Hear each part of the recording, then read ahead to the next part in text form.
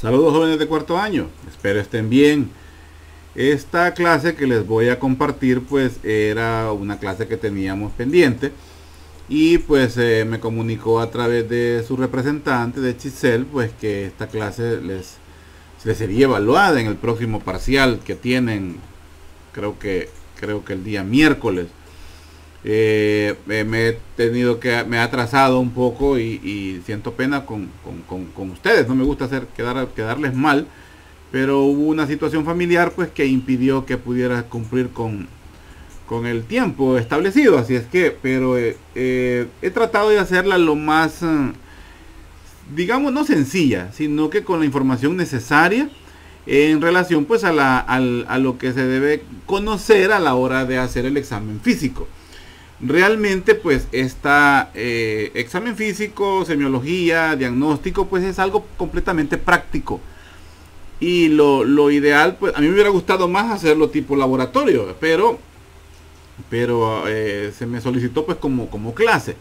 Entonces eso es lo que voy a compartir, una clase teórica tratando de ejemplificar algunas situaciones a la hora de hacer el diagnóstico o a la hora de examinar el abdomen. El abdomen es una de las áreas amplias, por supuesto, y donde involucra muchos órganos, muchas estructuras óseas y viscerales, nerviosas y vasculares, que son pues de vital importancia como cualquier parte del órgano, pero por la extensión, por el volumen, es que se hace muy importante porque es el área más grande del cuerpo humano, sujeta a diferentes situaciones de tipo infecciosas, traumáticas, neoplásicas, en fin. Entonces, por eso la semiología del abdomen es muy importante manejarla.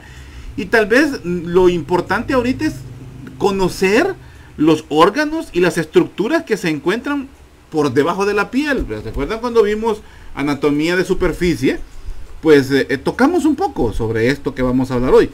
Pero hoy lo orientaríamos ya a una evaluación o a una exploración tratando de conocer patologías que pueden alojarse pues por abajo de esa pared abdominal, como lo vimos en anatomía médica. Así es que pues de eso va a tratar la clase, del examen físico pues del abdomen de un punto de vista normal, pero tratando de tomar en cuenta o de orientarlo hacia patologías propias que podemos encontrarnos. Podemos decir patologías comunes que podemos encontrarnos en relación a los órganos intraabdominales, porque hay patologías complejas que requerirán pues el apoyo de otros exámenes o de otros recursos y posiblemente de pericia o de más experiencia pues para poder hacer diagnóstico. Pero lo que nos interesa ahorita es lo básico, la exploración física y las posibles patologías comunes que podemos encontrarnos pues a nivel intraabdominal. Así que de eso vamos a dar un poco del examen físico del abdomen. Como les vuelvo a decir, esta forma de transmitir información pues no viene a ser la ideal para el nivel que están ustedes. La verdad que para ningún nivel de estudio, específicamente de la medicina. Pero bueno, son situaciones que se nos vienen y hay que afrontarlas y hay que sacarlas adelante, ¿verdad? Así es que vamos a desarrollar este tema. Permítanme. Examen físico del abdomen. Vamos a ver. Aquí estamos ya. Permítanme, activo mi puntero.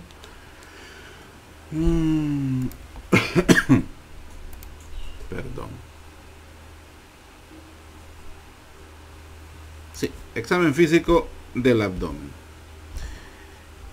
Vamos a tomar en cuenta pues que la exploración física del abdomen en sí pues requiere pues muchas maniobras,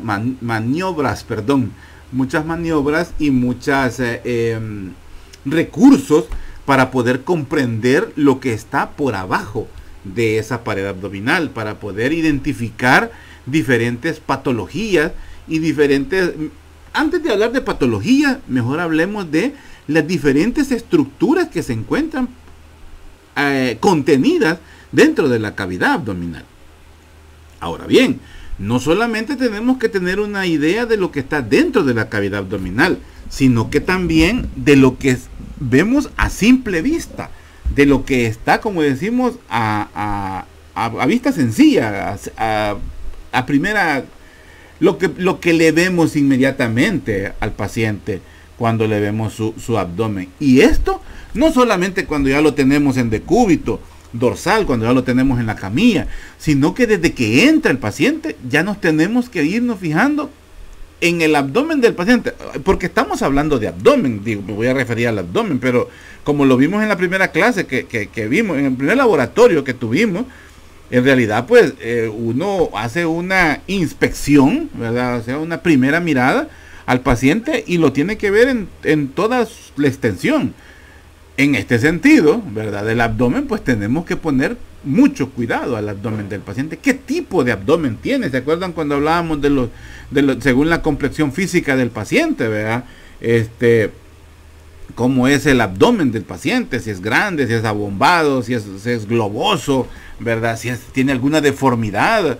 Entonces, esas son situaciones que tenemos que ir viendo del paciente, aun cuando todavía no está desnudo, sino que vestido, pues, ¿verdad? Tenemos que verle cómo es el abdomen del paciente, si es atlético, ¿verdad? O si es un paciente pícnico.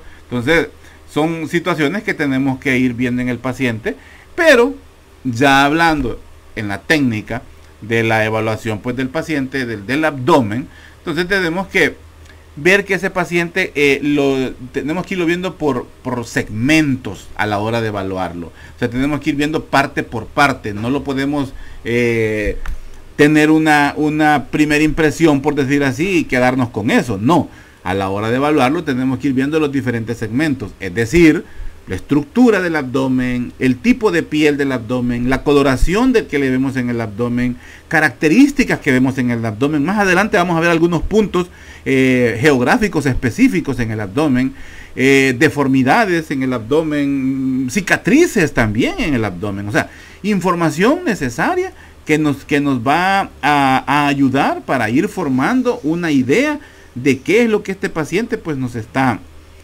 presentando, o qué es lo que se nos viene, si su motivo de consulta principalmente es debido a una patología o una situación que involucra el abdomen. Entonces, para ir teniendo una idea también de lo que vamos a encontrar en el contenido abdominal. Entonces, a la exploración física, ¿verdad? Como les decía, pues hay que hacer varias maniobras, perdón, esa palabra se me va.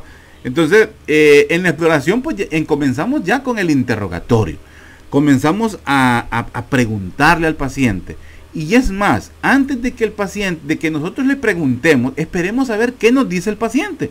El motivo de consulta por un dolor abdominal no tiene mayor rodeo, no tiene mayor vuelta. El paciente dice, vengo porque me duele el estómago, vengo porque siento ardor en el estómago, vengo porque siento agruras, vengo porque me arde el estómago. O sea, es el motivo de consulta. Ustedes ya lo saben, cuando hacen la historia clínica, pues es lo que nos da la orientación hacia dónde va a ir este problema. Entonces, esperar a qué nos dice el paciente.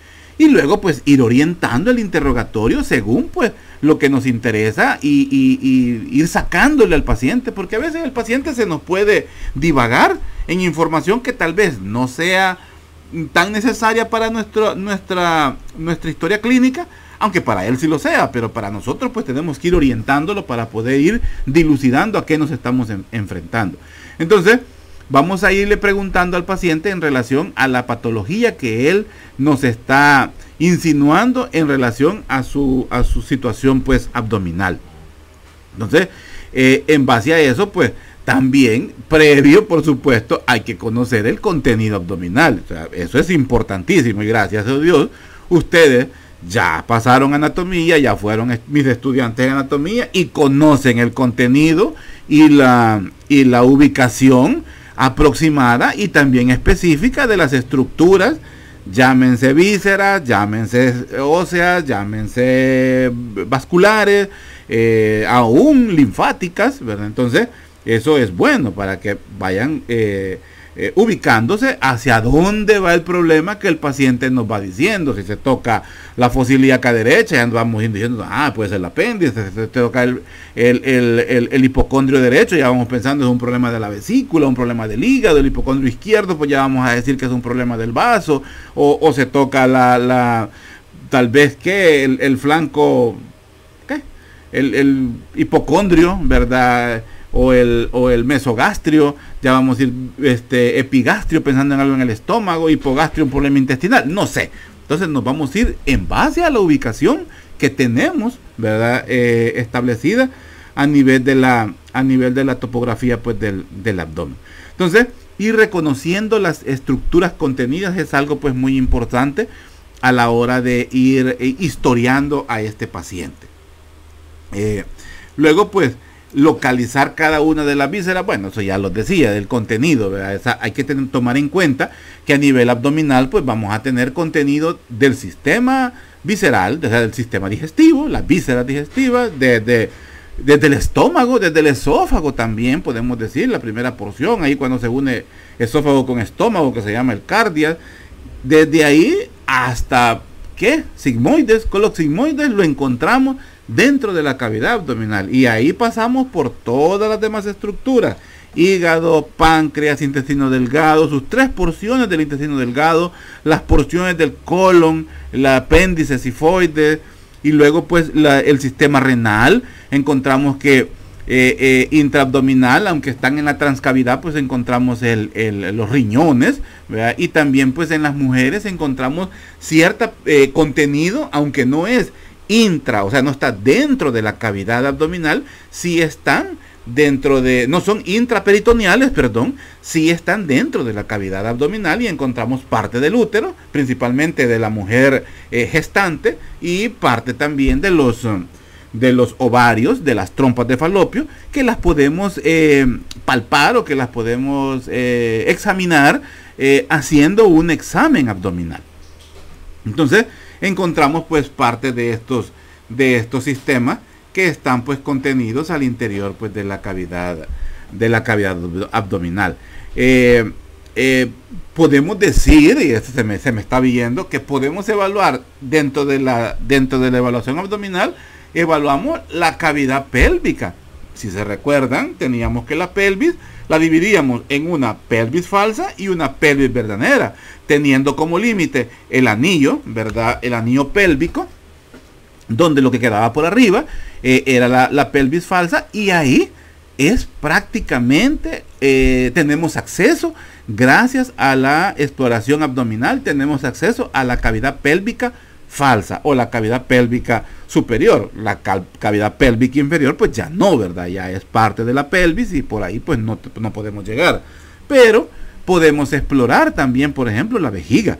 Es otra estructura que es parte del sistema renal, y que la podemos evaluar gracias a la exploración abdominal, tanto en hombres como en mujeres.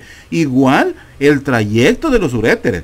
Los problemas de los uréteres, principalmente los obstructivos, los podemos evidenciar, evidenciar no, pero podemos tener una sospecha gracias a la exploración abdominal, una sospecha, por ejemplo, de un cálculo o de cálculos renales, gracias a la exploración, pues, abdominal. Entonces, es una serie de situaciones que hay que tomar en cuenta a la hora de hacer la evaluación abdominal.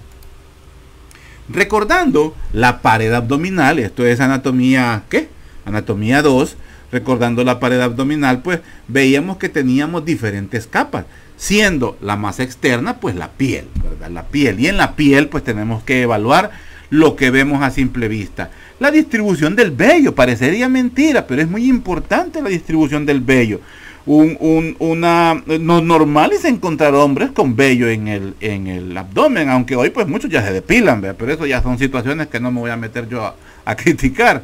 Pero podemos ver situaciones de la distribución del vello en el abdomen, situación del vello en el abdomen de la mujer, porque podemos pensar en problemas hormonales, por ejemplo. Vamos a ver la coloración, la tinción de la piel, la presencia de marcas, cicatrices, posiblemente algunas quirúrgicas, para ir sabiendo el paciente me está diciendo que le duele el hipocondrio derecho, le vemos la gran herida que es evidencia de que ya le sacaron la vesícula y estamos sospechando que es la vesícula, por poner un ejemplo. Entonces, o situaciones de laparostomía completa, ustedes ya vieron de eso, ya tienen que estar viendo ese tipo de cirugía, las laparostomías completas. Me estoy hablando de cicatrices, distribución de el aparecimiento de arañas vasculares, o de la vascularización, mejor dicho, vea que podemos encontrar dilataciones de las venas, de la distribución venosa a nivel abdominal, que es comúnmente, o la podemos ver en personas de tez bastante clara, bueno, también en personas de tez oscura, pero con un panículo adiposo o con una pared abdominal bastante delgada, o sea, en gente, en personas pues con complexión atlética. Pero en pacientes obesos no le vamos a ver, por supuesto, distribución de vasos sanguíneos. Pero la presencia de ellos pudiera darnos ya la idea de alguna situación o de alguna patología. Por ejemplo, las arañas vasculares, que vienen a ser un anuncio o un aviso o un preámbulo de una distribución venosa complementaria o una circulación venosa complementaria que evita el paso a través del hígado, y estamos por ejemplo en la presencia de un problema hepático, o lo que conocemos como las cabezas de medusa, que lo vamos a ver más adelante, que ya son problemas más avanzados de situaciones hepáticas. Luego pues pero sí, es también otro punto, el punto de referencia más importante del abdomen, yo espero que ustedes se acuerden, pues que es el ombligo. Ese es el punto de referencia importantísimo en el abdomen, el ombligo, la forma que tiene el ombligo a nivel del abdomen. O sea, sí, a simple vista en la piel podemos ver abultamientos que podrían ser o hernias o tumoraciones, que nos van a ir dando una idea de qué es lo que estamos viendo. Luego pues también tenemos los dos tipos de fascias superficiales, que conocemos como la fascia de Camper y la fascia de Scarpa, que son dos fascias que están pues, o dos tejido celular subcutáneo que está por abajo de la piel. O sea, la grasa que encontramos por abajo de la piel son estos dos tipos de fascia, que son la superficial, que es la de Camper, y la que está por abajo, que es la de Scarpa. Luego pues encontramos la capa muscular. Encontramos 3 músculos involucrados en la capa muscular: los músculos oblicuos, tanto el externo como el interno, y luego la más interna de las 3 capas musculares, que es la del músculo transverso del abdomen. Inmediatamente de la capa muscular encontramos la fascia profunda. La fascia profunda, o también conocida como la fascia transversalis, que es una fascia de recubrimiento.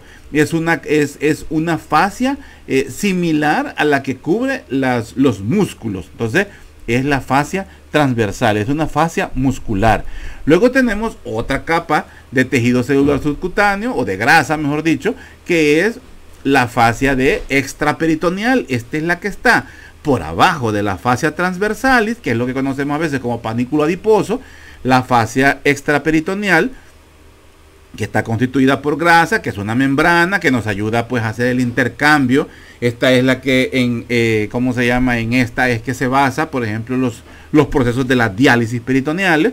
Tenemos también la que tiene mucha absorción, que por ejemplo la utilizamos mucho para administrar medicamentos, pero eso es otra cosa. Entonces tenemos la fascia extraperitoneal. Y la última, que es la bolsa, que es la que cubre los intestinos específicamente, que es el peritoneo, o la que conocemos como la peritoneo parietal, ¿verdad? Entonces, esas son las capas o las paredes, digamos, que conforman, las capas que conforman la pared abdominal. Sigamos.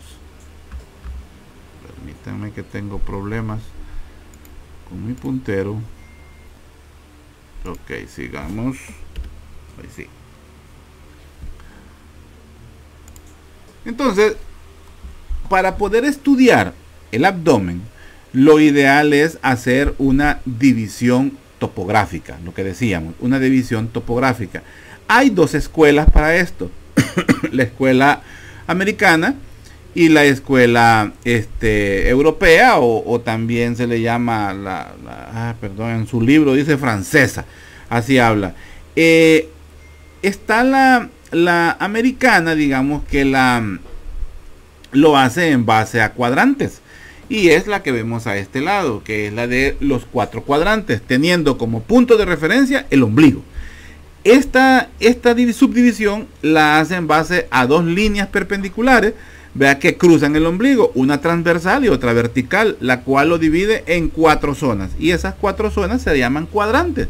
Cuadrante superior derecho, cuadrante superior izquierdo, inferior derecho, inferior izquierdo. Ambas clasificaciones son válidas. Posiblemente, y depende de cada quien. O sea, si me preguntan a mí cuál utilizo, yo utilizo esta, la de los 9 cuadrantes. Para mí es más fácil esta que la de los 4 cuadrantes. ¿Por qué? Por la extensión de estructuras que quedan contenidas. Entonces, la diferencia es que en la americana decimos cuadrantes y en la europea pues decimos, tienen nombres específicos.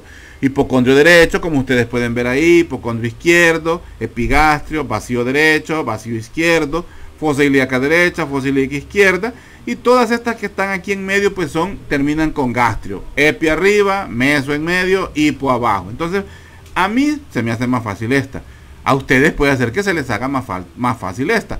Ambas son buenas, o sea, no es que una es mejor que la otra, no. Por lo menos yo algo les decía de eso a ustedes, según la escuela. Esto es una clase teórica. Ustedes realmente esto lo van a afianzar con la teoría, perdón, con la práctica, con su práctica médica, cuando estén ya en el hospital, cuando estén historiando sus pacientes, lo que vean de sus residentes. Eso es lo que ustedes se van a llevar y eso es lo que ustedes van a poner en práctica. Entonces, pero es bueno que sepan las dos, ¿verdad? Así que solo es para que tengan una idea. Entonces, en cambio les decía, la escuela francesa, pues lo hace en base a líneas, vea, a líneas que tira en base a la línea medio clavicular. Aquí no se ve de arriba, en la línea medio clavicular, teniendo las clavículas por arriba, pues hacia abajo hacemos una línea cruzando también el ligamento inguinal, o sea, la distancia media entre la cresta ilíaca y el pubis. Entonces ahí tenemos el ligamento inguinal. Entonces estos son puntos de referencia. La línea medio clavicular derecha e izquierda son las líneas verticales. Y las transversales o las horizontales son los rebordes costales, o sea, de lado a lado los rebordes costales, y también teniendo en cuenta la cresta ilíaca superior, pues son las horizontales. Y al cruzarlas nos salen pues estos 9 cuadrantes. Y como les decía, cada uno pues recibe su nombre. Hipocondrio derecho, hipocondrio izquierdo, vacío derecho, vacío izquierdo, fosa ilíaca derecha, fosa ilíaca izquierda. Aquí dice vacío. En mi formación, ¿verdad? Porque así lo encontré, en mi formación decimos flancos. Flanco derecho, flanco izquierdo. Y muchos médicos en la actualidad, pues así se utiliza, como flanco. Los flancos, no vacíos, como flancos. Pero si ustedes lo encuentran como vacío, pues ya saben que a eso me refiero. Pero yo le voy a decir flanco. Flanco derecho, flanco izquierdo. ¿Cuál es la importancia de esto? En saber qué es lo que encontramos en cada una de las regiones específicas. Eso es lo que interesa. Saber cuáles son las estructuras contenidas en cada una o ubicadas aproximadamente en cada uno de estas zonas o de estas zonas específicas, perdón, que estamos describiendo. Sigamos. Y aquí tenemos una idea. Aquí tenemos un cuadro donde encontramos, por ejemplo, el epigastrio. Empecemos por el epigastrio. ¿Qué encontramos? Encontramos, por ejemplo, el lóbulo izquierdo del hígado, parte del lóbulo izquierdo del hígado, parte del lóbulo derecho también. Encontramos la cara anterior del hígado, que es la más grande, por decir así. También la parte de la cara, de la mayor parte del estómago, de la curvatura menor del estómago y de la cara, del cuerpo del estómago. Podemos encontrar en el epigastrio, parte del antro, parte del píloro del estómago, el epiplón, ¿verdad? El epiplón mayor, digamos menor principalmente, porque si se acuerdan, el epiplón mayor, pues se originaba en la curvatura mayor del estómago, y aquí estamos parte de la curvatura menor. Entonces el epiplón menor, podemos encontrar parte del hiato de Winslow, por ejemplo, que es la ventana hacia la transcavidad de los epiplones. Podemos tener contenido aquí parte del duodeno, cierto, cierto acceso hacia la zona del páncreas.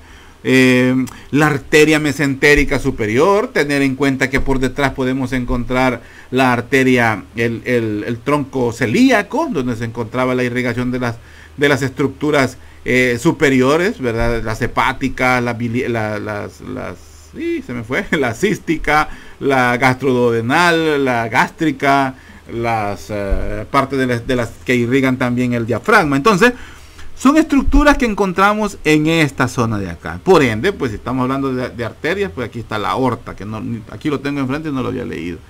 Nos vamos a ver, por ejemplo, el hipocondrio derecho. Nos vamos hacia la derecha. Encontramos el lóbulo derecho del hígado, el lóbulo más grande del hígado.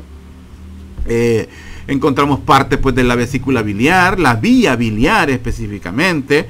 El colon transverso. Colon transverso lo podemos encontrar. La flexura supracólica derecha encontramos también en esta zona. Por supuesto, en la parte posterior encontramos el riñón derecho, un poco más bajo debido pues a la presencia del hígado. Podemos decir también pues que ahí más que todo la cabeza, la glándula suprarrenal derecha, son estructuras que podemos encontrar alojadas o que podrían dar una sintomatología relacionada pues con el hipocondrio derecho. La vesícula, creo que ya lo había dicho, la cápsula, ¿verdad? La cápsula suprarrenal. Bueno, son cosas que podemos encontrar a nivel del hipocondrio derecho. A nivel pues del hipocondrio izquierdo, pues el lóbulo izquierdo del hígado, parte del lóbulo izquierdo del hígado, el más pequeño. Podemos encontrar el fondo del estómago, parte del cuerpo del estómago, la flexura supracólica izquierda, el vaso, el páncreas, el riñón izquierdo, como dice ahí en la foto, yeyuno, parte del yeyuno podemos encontrar en esa zona, el páncreas, colon descendente, parte del colon transverso, también pues lo podemos encontrar en el hipocondrio derecho. Si nos vamos al mesogastrio, pues en el mesogastrio encontramos el epiplón mayor, por supuesto, ¿verdad? Que es el delantal, como lo describíamos en anatomía 2, que se extiende desde la curvatura mayor del estómago pues hacia abajo. El fondo del estómago también, cuerpo del estómago, el colon transverso principalmente. Podemos encontrar el mesenterio, podemos encontrar también la vena cava. Sabemos que por detrás encontramos la vena cava, la arteria aorta, parte de la formación de la vena porta. Ojalá se acuerden ustedes de la vena porta, de la circulación portal, si se acuerdan, que es la que lleva pues la circulación, es una de las circulaciones portales que tiene el cuerpo, después de la otra que encontramos a nivel de la hipófisis. Entonces tenemos la circulación portal, o sea, la vena porta, perdón, la encontramos en esta zona del mesogastrio, y principalmente la mayor parte del intestino delgado. Si nos vamos al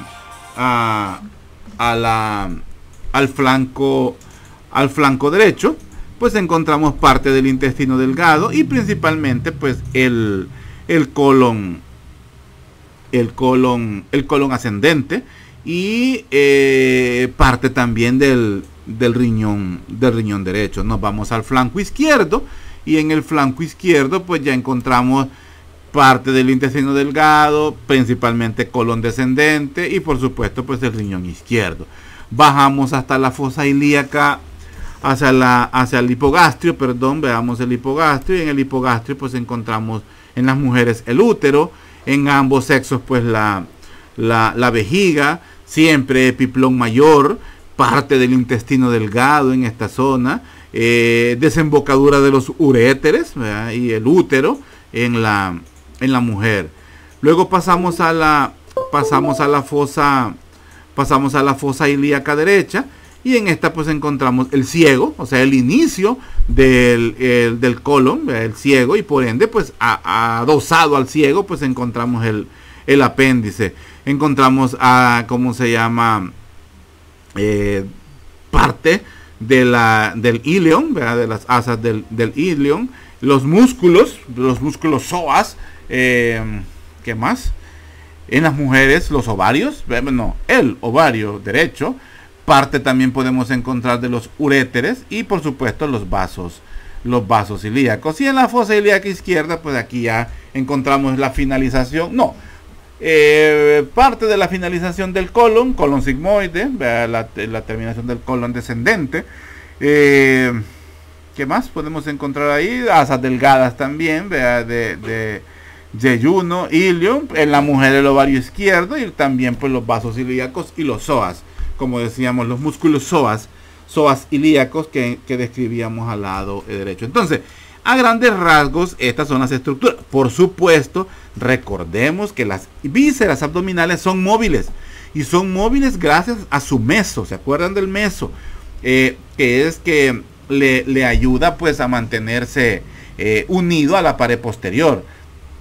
Entonces son móviles. Entonces podemos encontrar que decimos que encontramos en el estómago, en el epigastrio, parte del colon transverso, pero si el abdomen está distendido, pues lo va a desplazar hacia abajo y ya lo vamos a encontrar en el mesogastrio. O sea, no es un mapa específicamente esto es un mapa dinámico, esto se mueve. Entonces, sí hay estructuras inamovibles, como el hígado, como el vaso, por ejemplo, o el colon, tanto ascendente como descendente, sí los encontramos siempre en los flancos, a menos de estructuras que desplacen, ¿verdad? Como un tumor, pues ahí ya cambia la situación. Pero la vejiga, por ejemplo, siempre la vamos a encontrar en el hipogastrio. Igual, pues el útero en la mujer, máxime específicamente en el útero de la mujer gestante.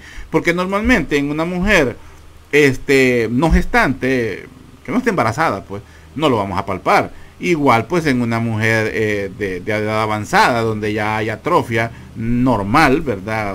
Sí, de la edad, en la cual pues ya no se toca el útero, pero en una mujer gestante sí, o en una patología propia del útero, un tumor, un cáncer, un mioma, no sé, cualquier situación pues que ocupe espacio, pues lo va a desplazar y nos lo va a hacer evidente a la palpación y aún a la inspección a nivel pues abdominal. Sigamos. Empecemos con el interrogatorio. ¿Cuál es el motivo de consulta? ¿A qué le debemos prestar atención si estamos hablando de una patología relacionada con un problema abdominal? ¿Qué es lo que nos interesa saber, identificar debido al motivo de consulta? ¿Qué es lo que el paciente nos quiere decir? Entonces debemos de ir estableciendo preguntas específicas para que el paciente nos vaya aportando información útil y así pues poder comprender el padecimiento del paciente y irlo orientando para poder determinar a lo que el paciente nos está presentando en ese momento. ¿Qué es lo importante? Abordar todas las alteraciones relacionadas con la patología de acuerdo a las estructuras intraabdominales. Por ejemplo, cómo es el dolor, qué es lo que presenta, si tiene problemas de mala digestión, si tiene problemas de vómitos o de náuseas, porque a veces solo es la náusea, como ellos dicen, asco, ¿verdad? Situaciones relacionadas con el apetito, si existe o no el apetito, si hay, y cómo se llama, como el paciente está presentando hiporexia, o el paciente está presentando dolor, o el paciente le duele la digestión. El paciente dice, me duele cuando como, ¿vea? Son problemas de mala digestión. Problemas relacionados con sonidos abdominales. El paciente dice, el estómago me ruidea, lo pongo entre comillas, ¿vea? Porque es como el paciente lo manifiesta, las tripas me ruidean. Y casi siempre los pacientes lo relacionan con parásitos, con parasitismo, y a veces no es esa la situación. Pero hay que ponerle cuidado a lo que el paciente nos está diciendo. Movimientos visibles a nivel del abdomen también, ¿verdad? Que son movimientos del peristaltismo, que normalmente no son visibles, pero si son visibles, podrían ser manifestación de una patología, y ese es el síntoma principal que el paciente nos está presentando, el cual lo podemos evidenciar, porque ya sabemos que un síntoma no lo podemos evidenciar a menos que el paciente nos lo diga. Más bien, solo lo podemos oír, solo lo podemos evidenciar porque se lo oímos, pero no lo podemos cuantificar, pero un síntoma sí lo podemos, un signo sí lo podemos cuantificar, y podría ser el movimiento o el peristaltismo visible, que es lo que el paciente nos está manifestando. O otras situaciones pues acompañantes, ¿verdad? Como las diarreas, por ejemplo, o el estreñimiento puede ser otra. El tipo de heces podría ser que no tenga nada que ver, o que creamos que no tenga que ver cómo son las heces del paciente, pero nos están traduciendo un problema abdominal. Y de ahí nos pasamos también a situaciones del ciclo menstrual, por ejemplo, en la mujer, o problemas relacionados con las vías urinarias en un paciente. El tipo de orina, cómo orina, el tipo de micción, cómo es la frecuencia del paciente a la hora de orinar, las características de la orina, el color, la coloración, hasta el olor de la orina, si orina o no orina también, si se tapa, como ellos dicen, estoy tapado, ¿verdad? Que se llama esa es una se me olvidó ahorita el nombre, pero es una obstrucción, ¿verdad?, a la hora de la orina, o si no, una incontinencia, que el paciente se nos orina, así de sencillo. Y luego pues identificar pues las diferentes situaciones de acuerdo a datos ya semiológicos, ¿verdad? Por ejemplo, a la hora de cuantificar o tratar de identificar cómo es, por ejemplo, el dolor. Al paciente le vamos a preguntar que diga, miren, del 1 al 10, ¿cómo es su dolor? Y ahí nos vamos a ir orientando. El paciente no nos va a decir 5. O sea, no, sí nos puede decir 5, porque nos puede decir, es un dolor más o menos. Entonces uno le adjudica un 5, ellos le adjudican un 5. Pero si el paciente de un solo pencaso nos dice, es de 10, doctor, es un dolor insoportable. Por ejemplo, el dolor de una obstrucción urinaria debido a un cálculo, a la litiasis renal, o también debido a una litiasis vesicular, a una litiasis en la vesícula, cálculos en la vesícula. Entonces son dolores extremadamente fuertes. O tal vez el paciente dice un 1, un 2, un dolor de una gastritis, un dolor de parásitos, por ejemplo, una indigestión. Entonces, o pacientes con estreñimiento, o pacientes con colitis, ¿verdad? Que hay distensión abdominal, distensión del abdominal, pero es por distensión del colon, inflamación del colon debido a una colitis. Bueno, colitis significa colon inflamado, ya saben ustedes. Entonces todo esto pues va a tener, o también relacionarlo con otros síntomas, con otros dolores, puede ser otra cosa. El paciente compárelo con qué dolor, ¿verdad? ¿Cómo es el dolor? O sea, para irnos ubicando nosotros a qué nos estamos enfrentando, o para identificando por qué es que el paciente acude a nosotros a consulta en ese momento. Algo muy importante también con los síntomas abdominales es saber la duración, el inicio y la frecuencia del dolor.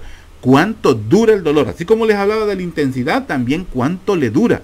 Si se mejora con la alimentación, si se empeora con la alimentación, si presenta posición antálgica, si no presenta posición antálgica.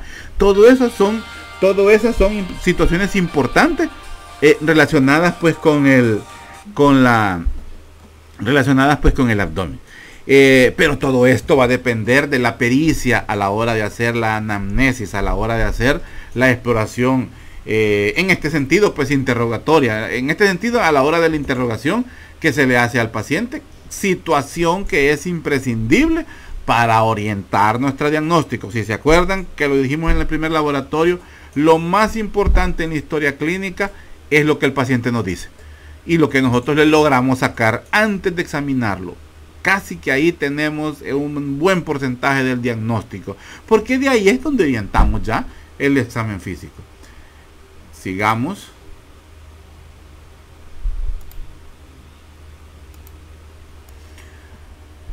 Para identificar, pues, o para conocer el abdomen, pues es importante conocer estos puntos de referencia, los principales, el apéndice sifoides, ¿verdad? Que lo encontramos en esta zona de acá, el apéndice sifoide, los rebordes costales, ¿verdad? Ambos lados, los rebordes costales, la línea media, que se correlaciona con la línea alba por dentro, el ombligo, por supuesto, perdón, aquí el ombligo en esta zona, que es el principal punto de referencia, las crestas ilíacas, vean ambos lados, derecho e izquierdo, el borde superior del pubis o el pubis, la zona púbica, y la zona del ligamento inguinal entre el pubis y las crestas ilíacas, para tener como puntos como puntos de referencia. Teniendo en cuenta como hallazgos normales, o sea, cosas que evidenciamos en el abdomen, pues va a tener la forma, vea que tiene forma pues de un cilindro, de un tubo, ¿verdad? Pero no completamente ovalado, sino que siendo un tanto aplastado, por decir, en sus extremos, en algunos extremos, y siendo un poco pues más ensanchado pues hacia los lados, digamos, mejor dicho, es aplastado anterior posterior y siendo más cilíndrico en los extremos laterales. Ahora, tener en cuenta pues las diferencias que existen entre el abdomen femenino y el abdomen pues masculino, ¿verdad? En relación pues tanto a los diámetros, pero principalmente en las mujeres pues el diámetro relacionado pues el diámetro transversal, específicamente en la zona pues de las caderas, o en la zona pues como conocemos como la pelvis. Luego pues los tipos de tez, el tipo de piel, el tipo de coloración, ¿verdad? Son situaciones pues tanto más acentuadas en el hombre la coloración que en la mujer. También lo relacionado pues con la exposición pues al sol, la distribución, esto ya lo hablamos, las cosas que podemos ver, parte del retorno venoso que podemos encontrar en la zona pues más que todo por encima pues del ombligo. El movimiento, el tipo de movimiento que podemos encontrar a nivel abdominal, que está relacionado con la respiración, que debe ser pues constante y uniforme, ¿verdad? En ambos, y teniendo más en cuenta que en las mujeres principalmente la respiración es de tipo costal. Si se acuerdan cuando lo hablamos en el laboratorio de apariencia general, pues la respiración de la mujer es más costal, siendo predominante abdominal pues en los hombres, y que podemos ver de acuerdo, ¿verdad?, a la complexión física del paciente, la presencia de pulsaciones que son perdón, que son la traducción de la pulsación pues de la arteria aorta, pero eso tiene que ver mucho con la complexión física del paciente. En mí no se va a poder ver, por supuesto. Sigamos. Hablando pues ya de exploración física, hablamos a la inspección pues que decimos que, bueno, mejor dicho, la exploración física abdominal y de cualquier sistema pues conlleva un orden específico, una secuencia, por decir así. Aunque pues ya lo hemos dicho que de acuerdo uno va hablando con el paciente, orientándose, uno va haciendo diferentes orden, por decir así. Aunque en el abdomen es una de las situaciones donde sería bueno mantener este orden: la inspección, la auscultación, la percusión y la palpación. ¿Por qué? Porque si antes de inspección, pues claro, es ver, es lo que vemos, ¿verdad? Pero por ejemplo, si antes de auscultarlo lo palpamos al paciente, o sea, antes de poder ¿cómo les puedo decir? Si después de ver al paciente, inmediatamente comenzamos a palpar, y más que todo comenzamos a hacer una palpación profunda, bimanual, por ejemplo. Si después queremos auscultar, vamos a tener algún signo, algún sonido que lo desencadenamos por la palpación brusca que hicimos, por ejemplo.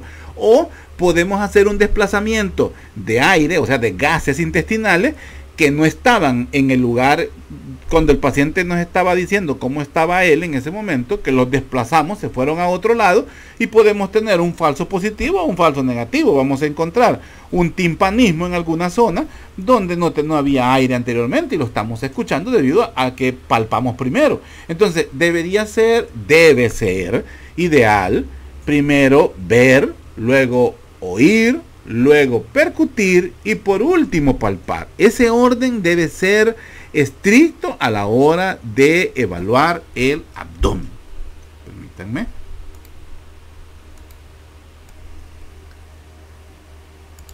A la inspección, a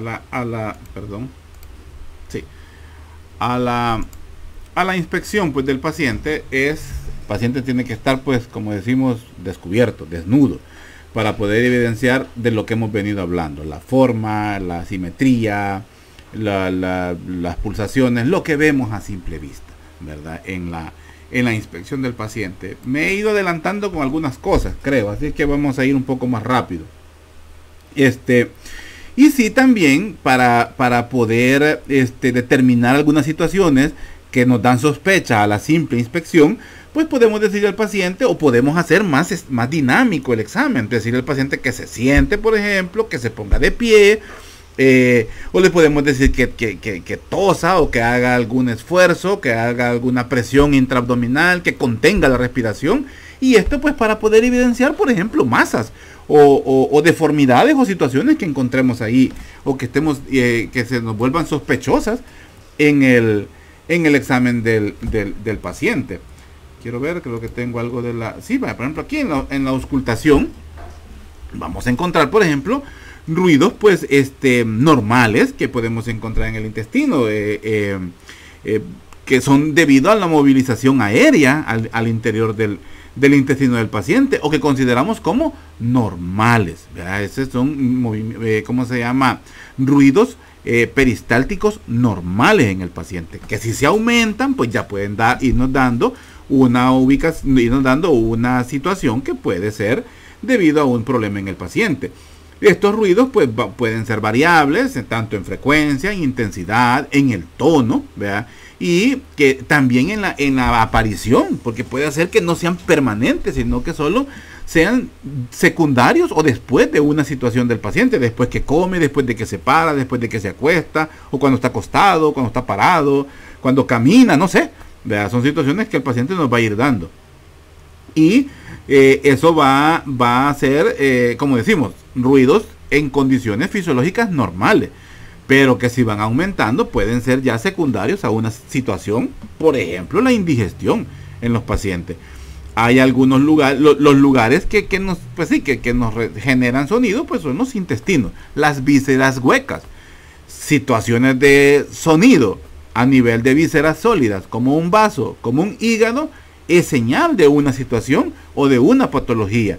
Por ejemplo, un soplo puede ser una situación de un problema vascular a nivel del abdomen, del hígado, si encontráramos un sonido de soplo a nivel del hígado, por ejemplo, porque normalmente no debe haber sonidos audibles a nivel tanto del hígado como del vaso.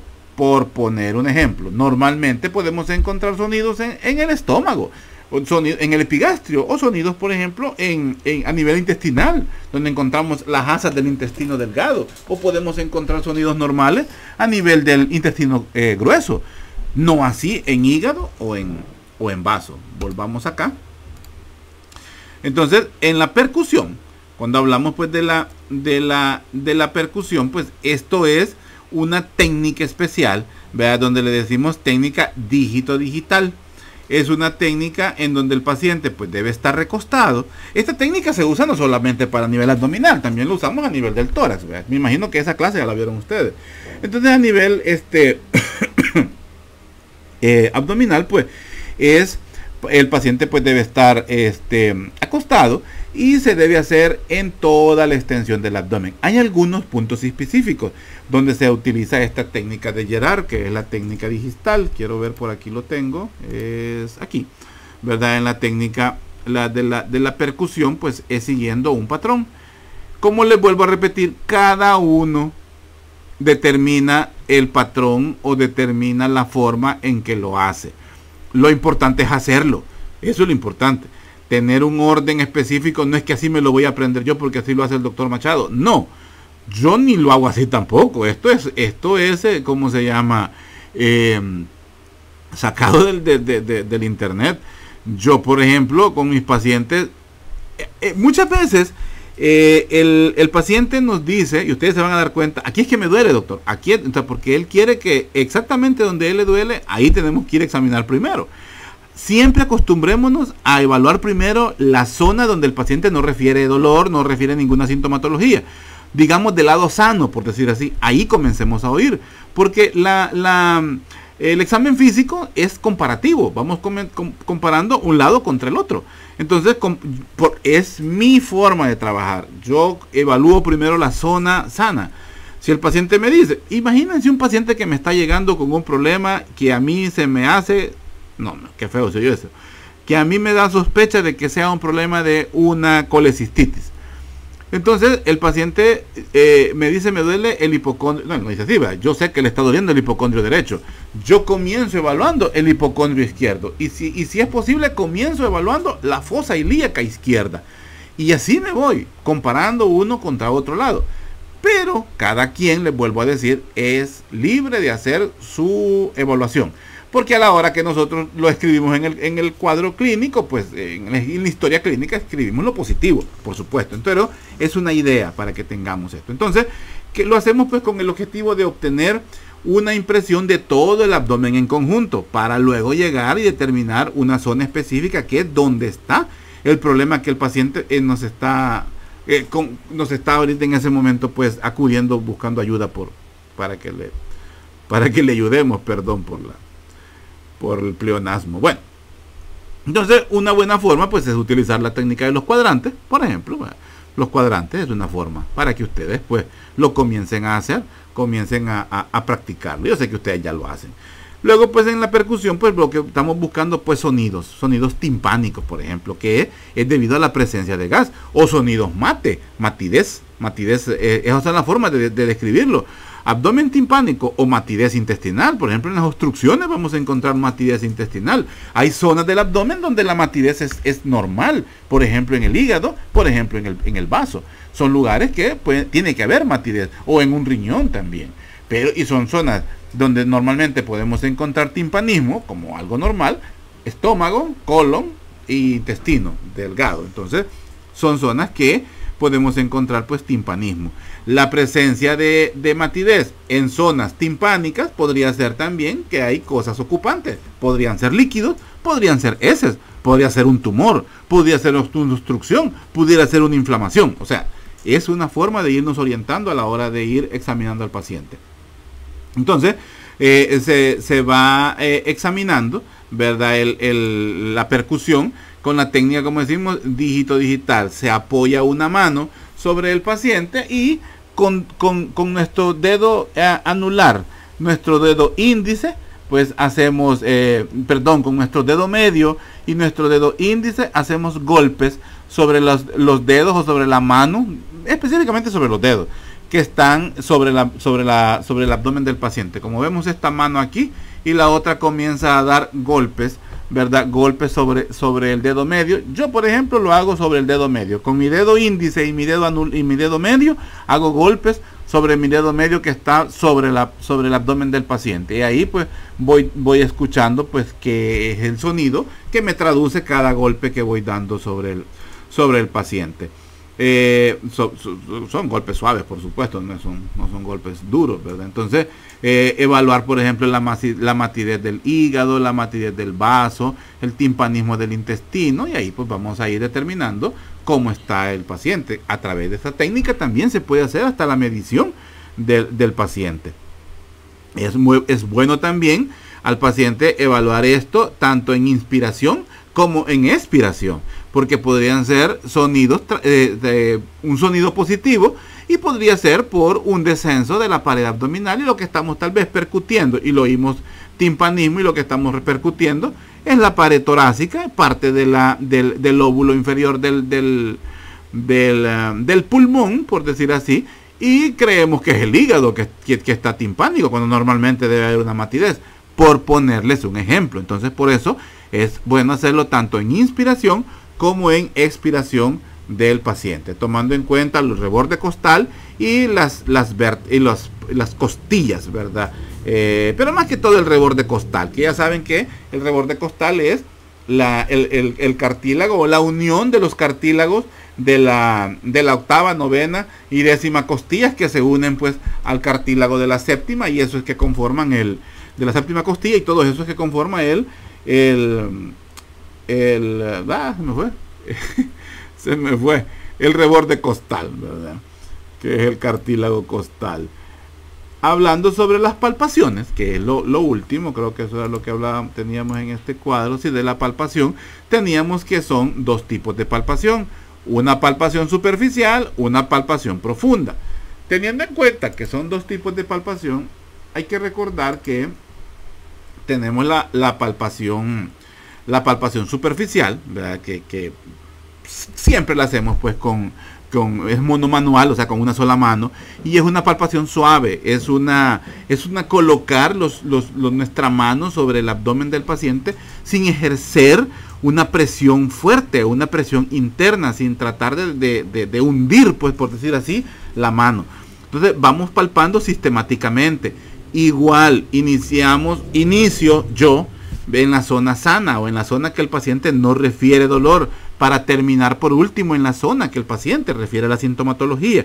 Y así comienza uno a palpar. ¿Por qué? Porque podemos determinar que el paciente nos está diciendo que le duele el lado derecho, pero no nos ha dicho que le duele el lado izquierdo. Y al palpar el lado izquierdo encontramos que sí es doloroso.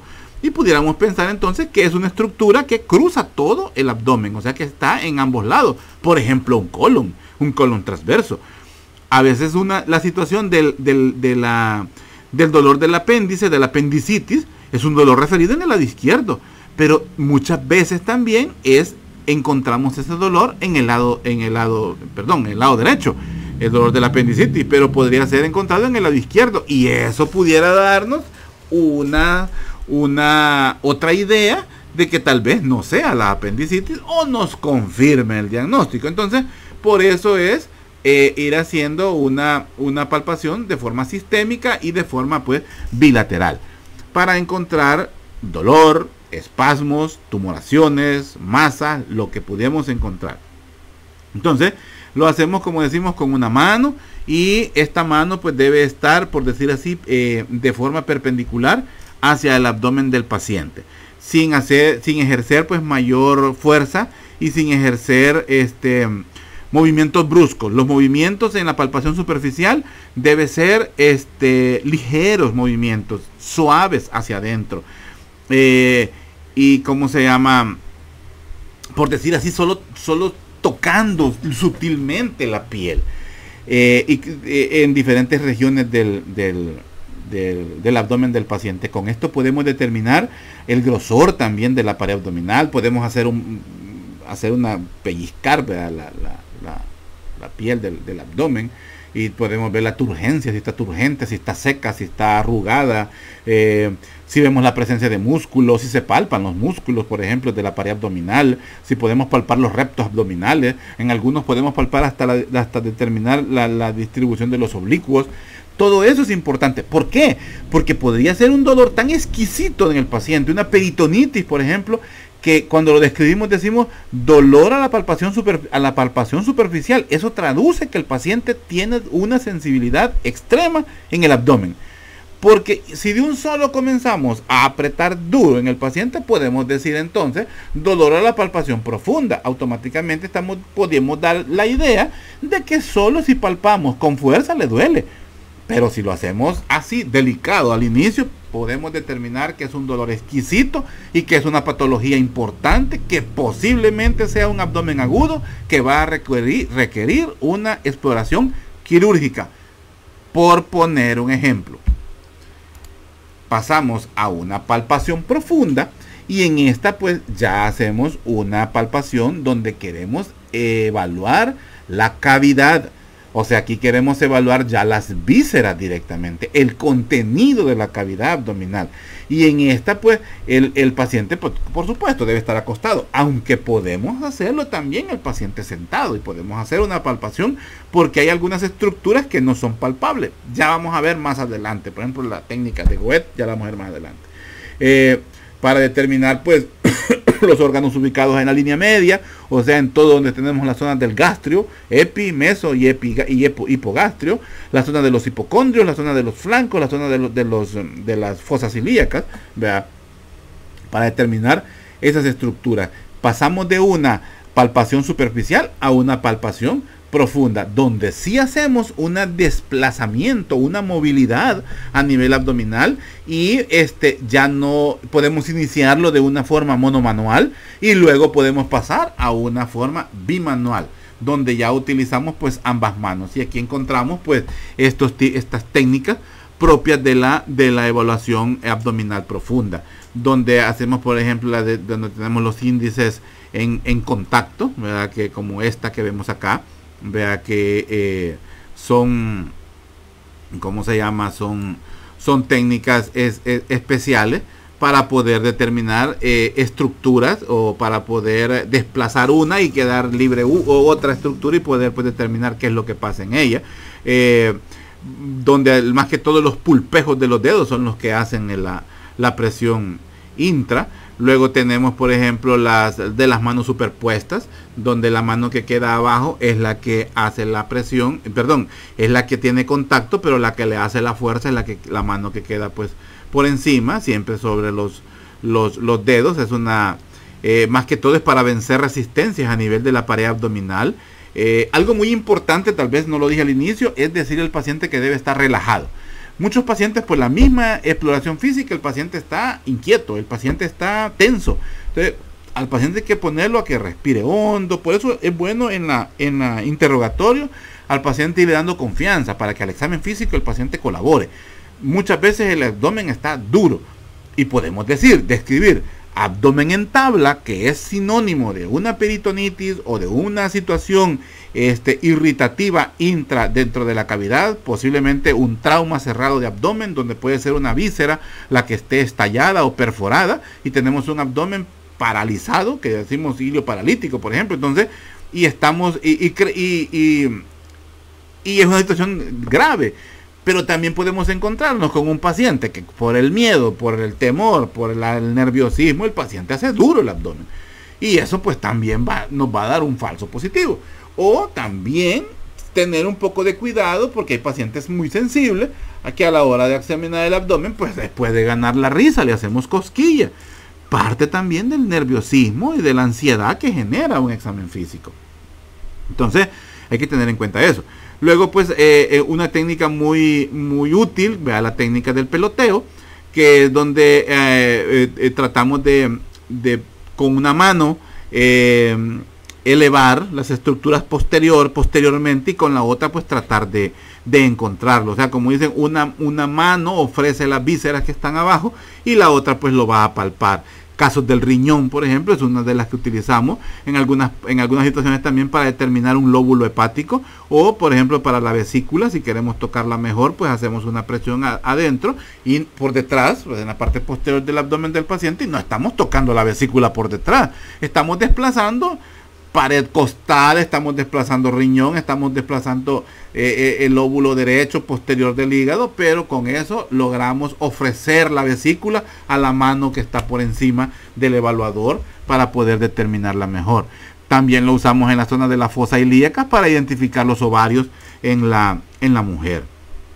Maniobras de deslizamientos, ¿verdad? Donde hacemos, por ejemplo, donde es para poder de deslizamiento, también se llama de arrastre, que estas es para facilitar la identificación de algunas estructuras. Por ejemplo, aquí pues también para identificar la vesícula en este caso, o partes pues del hígado. Con esto pues lo que hacemos pues es hacer una palpación pues más profunda y determinar niveles también, el nivel de las vísceras, porque podemos encontrarnos inmediatamente aquí con un colon transverso, y lo que queremos identificar es una vesícula. Entonces por eso nos sirve hacer esto de arrastre. Igual queremos identificar el cuerpo o el fondo del estómago, entonces nos sirve mucho hacer esta técnica para tratar de desplazar el colon hacia abajo y poder tener un acceso hacia las partes del estómago que queremos palpar, ¿verdad? También para de liberar un poco las estructuras que son subdiafragmáticas y poder evidenciar, por ejemplo, en el caso del epigastrio, identificar o tratar de evidenciar un problema de reflujo, por decir así, tratando de tocar específicamente la zona pues del cardias, digamos. Anormalidades. Estas son las principales anormalidades que podemos encontrar pues a nivel del abdomen. Permítanme un segundo.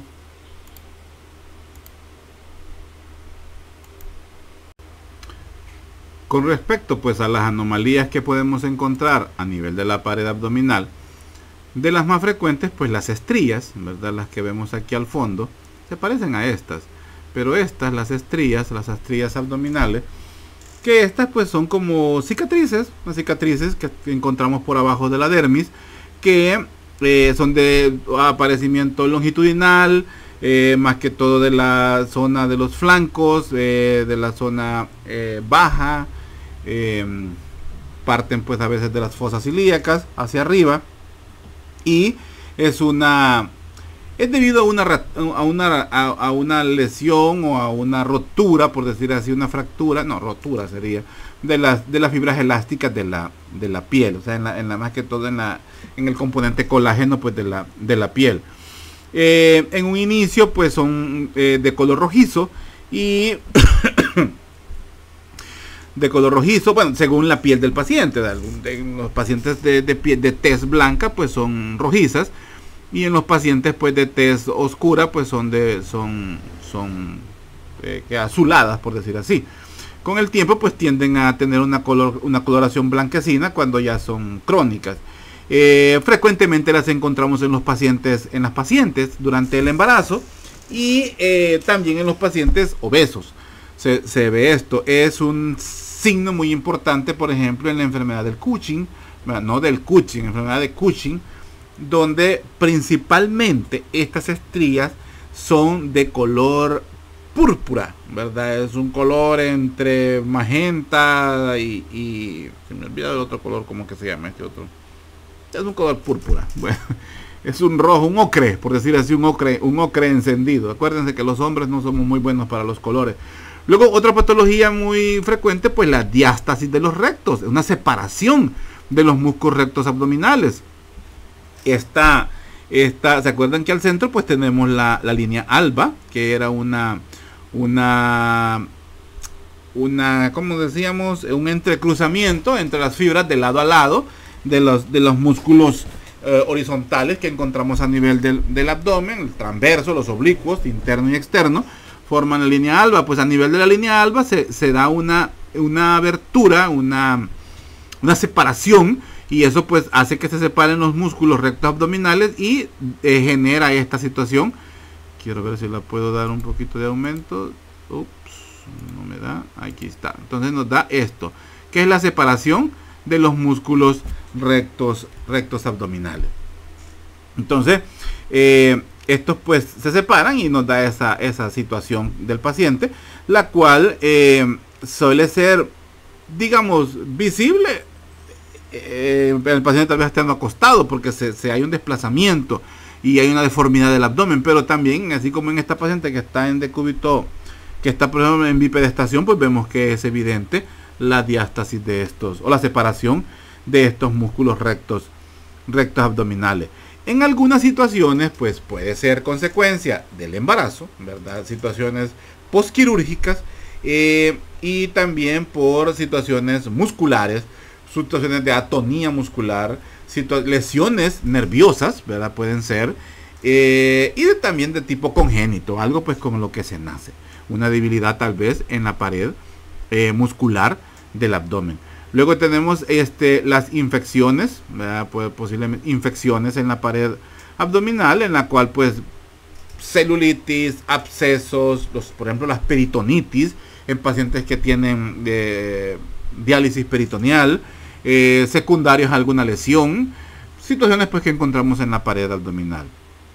Las neoplasias, ¿verdad? Que nos van a provocar abdómenes abultados, o neoplasias propias de los músculos, ¿verdad? De los músculos propios de la pared abdominal, o neoplasias pues que aparecen cerca de la zona inguinal, los sarcomas, lesiones se llaman lesiones o tumores carnosos, ¿verdad? Que estos tienden a tener un crecimiento bastante rápido y que son a partir pues de los músculos, de ahí su nombre de carnoso, y que pueden provocar ulceraciones, ¿verdad? Úlceras, o también hematomas, sangrados en esta zona, y que pueden darse pues con aparecimiento de abscesos o con aparecimiento de lesiones en la zona, y se pueden acompañar de arañas vasculares, de lo que vamos a ver pues más adelante. Bueno, las arañas vasculares, así como vemos estas acá. Aquí también se ven este patrón venoso de las arañas vasculares. Y una de las más llamativas, pues, lo que conocemos como la cabeza de medusa, que esto es por dilataciones venosas. Esto es un complemento a la circulación portal. El drenaje venoso pues debe llegar hacia el corazón y entonces dilata el sistema venoso extraportal, ¿verdad? Y pues nos genera esta situación que se conoce como la cabeza de medusa. Toda esta dilatación es en el panículo adiposo, específicamente ahí es donde se dilatan todas estas venas, o les decimos que se ingurgitan, ¿verdad? Y pues se ven, son varices, específicamente son varices. Y es una circulación pues lateral, o mejor dicho contralateral, ¿verdad? Suplementaria a la circulación portal, o sea, secundario a una hipertensión portal. Y como teniendo como punto de partida muchas veces la zona del ombligo, por eso es que se llama la cabeza de medusa. Busquen una imagen de la cabeza de medusa y van a ver que se parece con esto.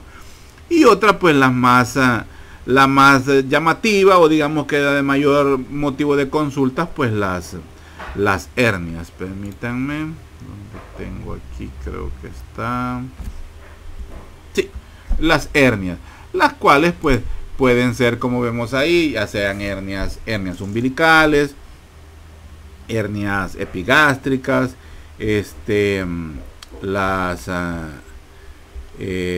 permítanme que estoy viendo algo en el teléfono aquí, una llamada, pero no, digamos, las hernias umbilicales, las hernias epigástricas, las hernias inguinales, las hernias crurales, las hernias obturatrices y las de Spiegel. Son todas estas, si se acuerdan, las vimos en clase, o será que ya con los de tercero que están ahorita la vi, no me acuerdo, pero bueno, con ustedes tuve que haberlas visto.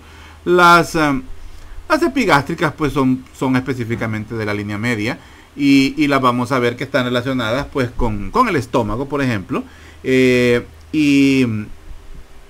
¿cómo se llama? O también con alguna parte intestinal, pero principalmente lo que ocupa la bolsa. Acordémonos que una hernia es un defecto del contenido sobre la pared del peritoneo, entonces, y que se traduce a toda la pared abdominal, y por eso es visible. Entonces en ella podemos encontrar ya sea contenido visceral, que puede ser estómago o intestino, que es muy raro porque principalmente lo que lo ocupa es tejido adiposo, o un poquito de músculo, o solamente piel podría ser. Luego tenemos las umbilicales, que son bien frecuentes, más que todo en los niños, pero también en los pacientes mayores, que son, pues ya sabemos, por defectos en la pared abdominal, pero principalmente las vemos en niños o en pacientes pues que era sencilla al inicio y pues se complicó con el tiempo, y es una hernia umbilical. Casi siempre estas son de tipo congénito. Mujeres también, en pacientes que han sido sometidos a cirugías, laparotomías exploratorias, y en el cierre pues provocó una dehiscencia de la herida, tal vez de una de las capas, principalmente la muscular, y provoca la hernia umbilical. O también en las mujeres que han tenido muchos hijos, ¿verdad? Por el estiramiento de la pared pues puede provocar esto. Luego tenemos las inguinales, ¿verdad? Una de las más frecuentes, que estas pueden ser directas e indirectas según la protrusión, ¿verdad? Indirectas pues las que se viene por el anillo inguinal, y las directas pues las que protruyen a través de la pared, principalmente de las fascias transversales, la perforan y tienen acceso hacia el conducto inguinal por un defecto en aquello que conocíamos como el triángulo de Hesselbach. Luego tenemos las crurales, ¿verdad? Las crurales, que es por un problema que son las mismas femorales, que son por un problema del conducto femoral. Tal vez no son tan frecuentes, o son más frecuentes tal vez en la mujer. Las obturatrices, ¿verdad? Que también son raras, se ven más que todo en las mujeres. Y estas pues más que todo vienen a ser diagnosticadas cuando hay estrangulamiento. Esa es la complicación de todas las hernias Cuando se complican, el problema es el estrangulamiento, o sea, la estructura penetra hacia la hernia, hacia el defecto, hacia la bolsa, se queda atrapada y se obstruye. Entonces el paciente nos busca ya casi siempre cuando el problema es una obstrucción y el dolor es insoportable y hay que operar, hay que liberar el asa intestinal si todavía es viable, y si no, pues extirparla. Y las de Spiegel, ¿verdad? Que es de la línea semilunar, ¿se acuerdan de las líneas semilunares? Que es por donde aparecían los vasos epigástricos. Y esta más que todo pues es una, bueno, como cualquiera, ocupada por grasa, aponeurosis tal vez de los tejidos, parte de tejido celular subcutáneo, y los síntomas pues aparecen cuando hay estrangulamiento. Es raro a veces la sintomatología de dolor en los pacientes, porque estas decimos fácilmente reducible, o sea, el paciente cuando se acuesta desaparece la hernia, cuando se para es que se presenta, o cuando hace esfuerzos abdominales. Pero esa es otra de las situaciones que podemos encontrar presentes pues a nivel pues del abdomen. Quiero ver. Ya teniendo evaluaciones de órganos o los órganos que mayor relevancia pues llevan, es por ejemplo el hígado, y en él pues tenemos que las formas de evaluarlo pues son las que hemos visto. La de la percusión, ¿verdad? Hay unas, ya hablábamos de que en la percusión íbamos a encontrar la matidez, ¿verdad? Que es lo normal que podemos encontrar en el hígado. La matidez en el hígado, debido a que es una víscera sólida, no es una víscera hueca. Las que tienen un timpanismo pues son las vísceras huecas, pero el hígado pues no, ¿verdad? Es una víscera sólida. Entonces él pues no tiene timpanismo, sino que lo que encontramos es matidez. Evaluar pues en la inspección al paciente cómo se ve su abdomen. Aquí podemos ver un agrandamiento, un abultamiento, una deformidad, una asimetría tanto en el lado derecho con el lado izquierdo. Y entonces vamos imaginándonos que es un problema a nivel del abdomen. Podemos ver hasta la coloración, ¿verdad? Lo vemos un tinte amarillento, pues ya podemos ir ubicándonos que es un paciente con un problema hepático. A la percusión pues también vamos a encontrar matidez, a la auscultación, les decía yo. A la auscultación no deberemos de oír nada, son órganos que no tienen sonido, y si tiene sonido, que es un soplo, pues pensemos que es un problema de la vena porta o de la arteria de la vena cava, que cursa por detrás del hígado o del sistema portal. La resonancia o la matidez pues normal, ¿verdad? Al percutir no debe de existir. Hay maniobras específicas, como por ejemplo la maniobra de Chaufar, ¿verdad? O la maniobra del peloteo, de la que vimos allá, una maniobra bimanual, del peloteo, que es donde hacemos una presión con una mano en la parte posterior, ¿verdad? Por abajo del reborde costal derecho, en la parte posterior, y hacemos una presión por abajo del reborde costal anterior para tener una apreciación pues del hígado, y con eso pues podemos palparlo mejor, ¿verdad? Claro, empezamos con una presión suave, ¿verdad? Una palpación suave, y pasamos a una palpación pues más profunda. Al paciente en estos casos le pedimos que haga inspiración profunda y expiración profunda para poder determinar y evidenciar bien la víscera que estamos tratando de evaluar. La maniobra de Matthew, ¿verdad? Que es la de arrastramiento, por ejemplo, que es donde vemos donde tratamos de determinar, ¿verdad? Si es palpable ese hígado, más que todo el borde inferior pues del hígado, tratando también de tocar la vesícula, ¿verdad? Entonces son zonas importantes, maniobras importantes que nos ayudan a poder evaluar mejor pues las condiciones en las que está pues en las que encontramos el hígado. También tenemos la maniobra de Murphy, ¿verdad? El Murphy, que es una maniobra especial para determinar si hay una patología propia en la vesícula biliar, y esta nos dice si estamos ante un problema de una situación que será necesario pasar a otros exámenes y determinar si este es un problema de un abdomen agudo quirúrgico, en donde pues es necesario pues operar al paciente.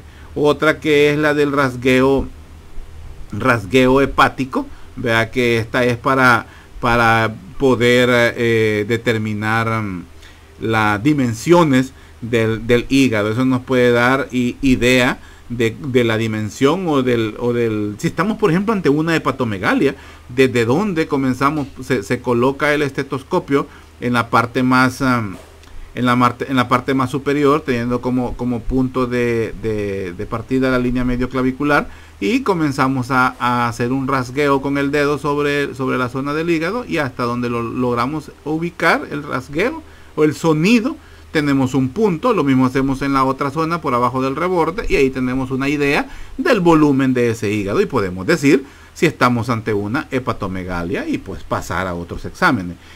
Con el tiempo, con la especialización, con la nueva era de los exámenes y todo eso, esto comienza a perderse, el examen físico del paciente. Y esto les invito yo a que tengan ustedes pues siempre la curiosidad de evaluar, de hacer un examen físico completo en sus pacientes, porque los exámenes complementarios, pues como dice su nombre, son complementarios, pero el ejercicio mental es lo que los va a mantener siempre activos, y los va a mantener con una mente crítica y de diagnóstico para poder atender mejor a sus pacientes.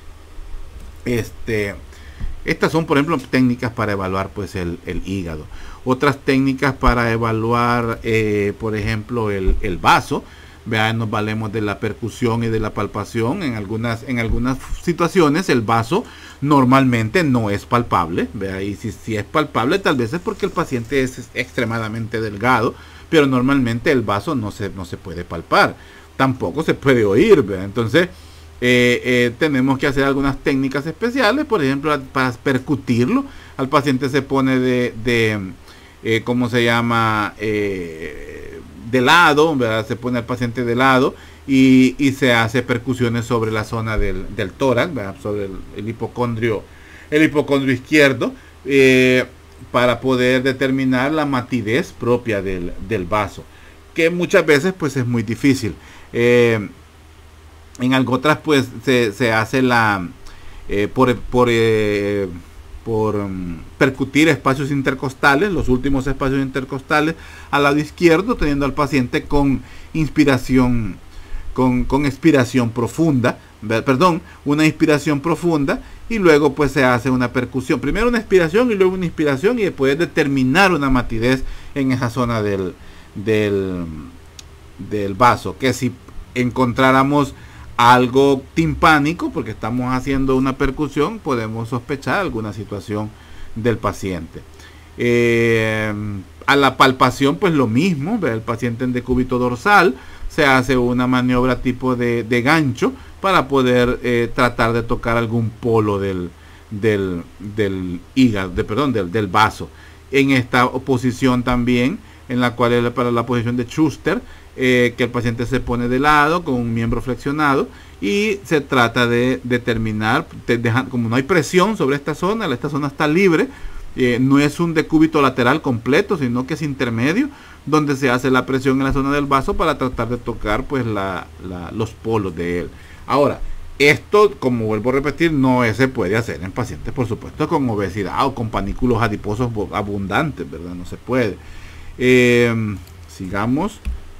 En relación al riñón, pues hay técnicas muy específicas, ya la hayamos hablado. Por ejemplo, la del peloteo es una que podemos utilizar, ¿verdad? Ya la hemos explicado varias veces.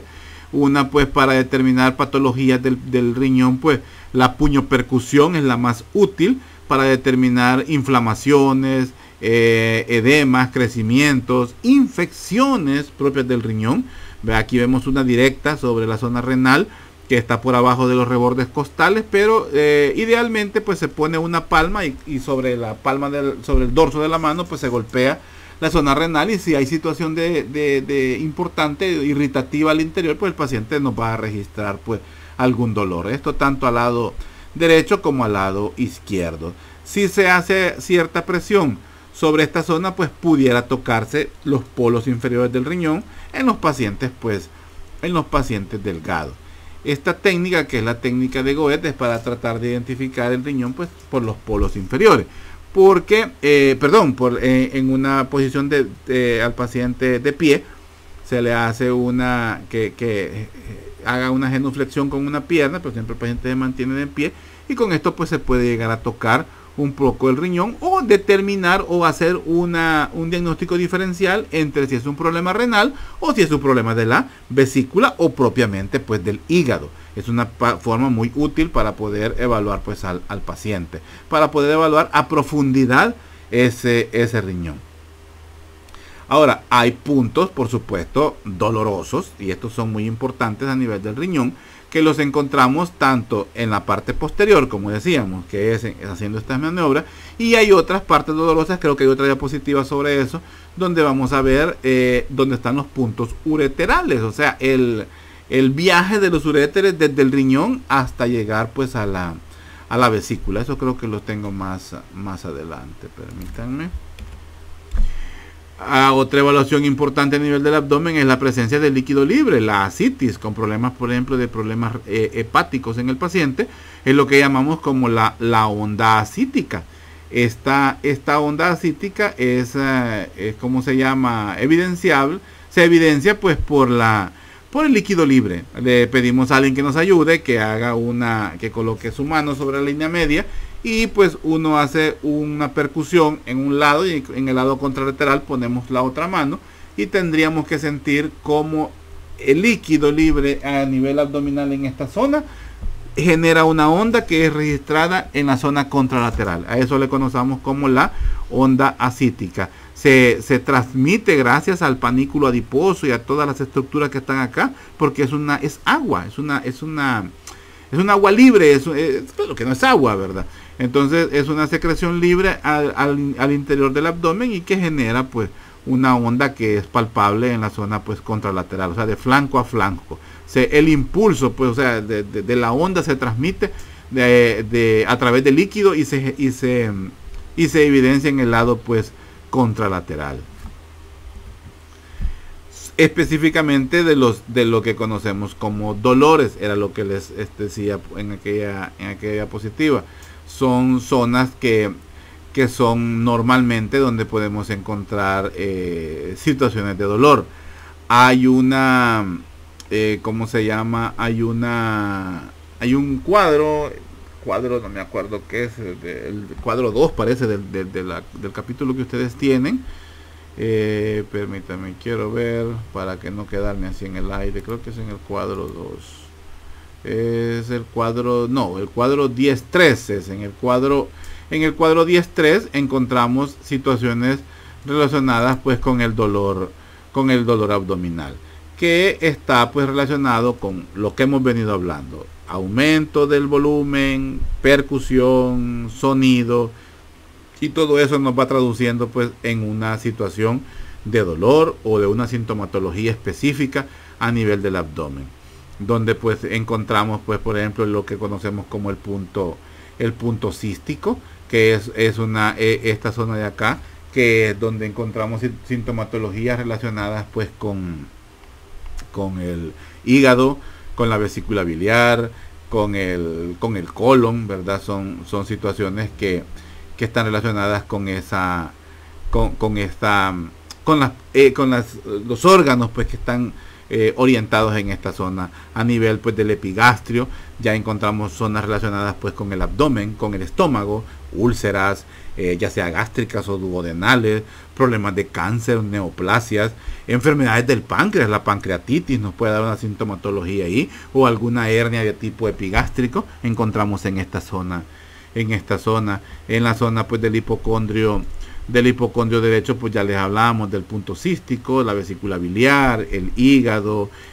Aquí podemos poner muchas patologías del hígado: hepatitis por alcohol, hepatitis esteatosis hepática, algún cáncer, ya sea pancreático, ya sea de la encrucijada biliopancreática, problemas de la flexura supracólica derecha, un problema de colitis, lesiones del riñón, son cosas específicas de esta zona. del hipocondrio pues izquierdo, pues igual, ¿verdad? Podemos encontrar cosas de la cabeza ¿cómo se llama? Se me fue. Del lóbulo izquierdo del hígado, del ángulo de la curvatura mayor del estómago, problemas del vaso, de la flexura supracólica izquierda,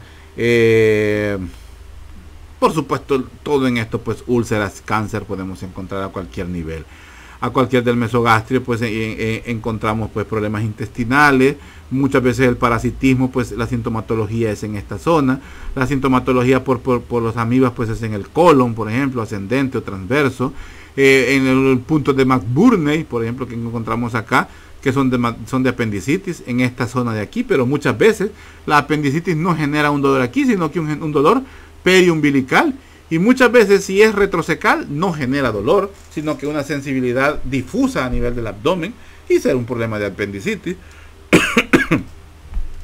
Los puntos ureterales que les hablaba cuando evaluábamos el riñón, ¿verdad? Puntos ureterales superiores, medios e inferiores, ya llegando a la vejiga, ya la vejiga, dolor en la vejiga, dolor en el hipogastrio también, ¿verdad? Son problemas de la vejiga, y esto pues es como un mapa para saber la sintomatología del abdomen. Yo creo que terminamos.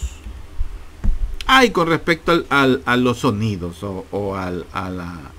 en la auscultación, pues ya eso creo que ya lo hayamos dicho bastante.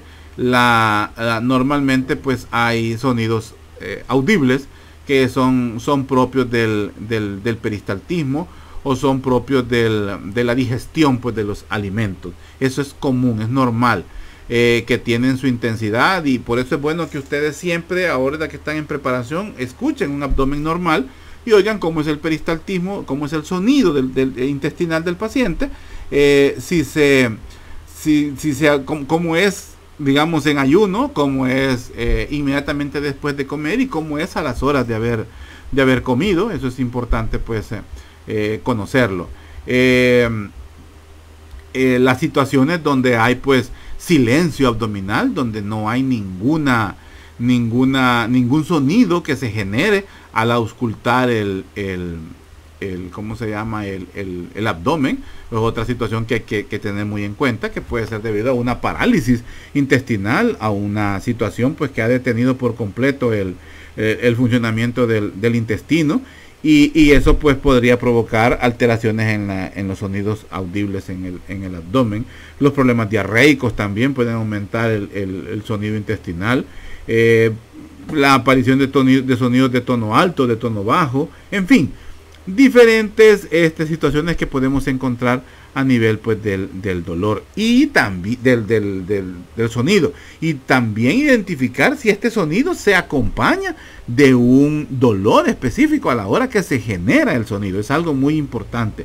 Ahí decimos que a veces hay dolores paroxísticos que que aparecen y desaparecen, y en ese momento se genera algún sonido, y esto puede ser secundario, por ejemplo, a un peristaltismo que es forzado por vencer alguna resistencia que esté presentando el abdomen.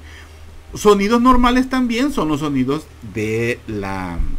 sonidos arteriales, sonidos de la arteria abdominal, por supuesto, pacientes con pánico adiposo delgado, pacientes delgados, ¿verdad? Que pueden ser a veces normales, una pulsación normal, que se puede ser audible, pero puede ser también un soplo, y eso ya es una situación que puede estar relacionado con placas ateromatosas o aneurismas o anormalidades de la pared de los vasos sanguíneos. Igual pues en la situación venosa, que puede escucharse algún soplo, y puede ser ya sabemos que es de la vena cava inferior, y que puede ser, ¿cómo se llama?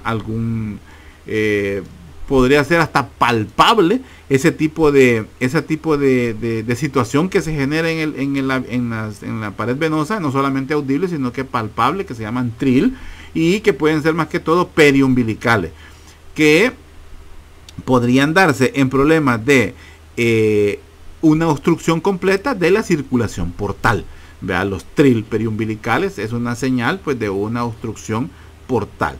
Y bueno, con esto pues yo creo que sí, termino. Gracias por su atención, pues espero les sirva, espero no llegue tarde, sé que tienen ese examen el día el día miércoles. Voy a tratar de subir esto este día por la noche, si no tengo ningún atraso, así es que para que así la puedan estudiar el día martes.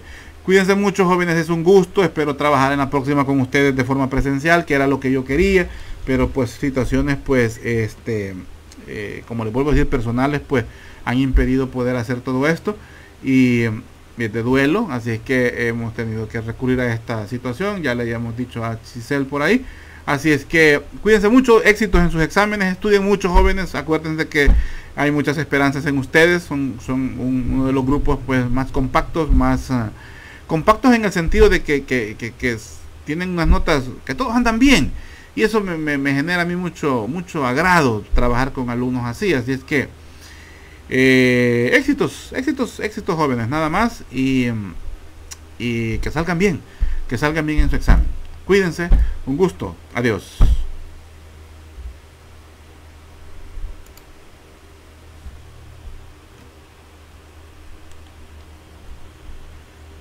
Ok.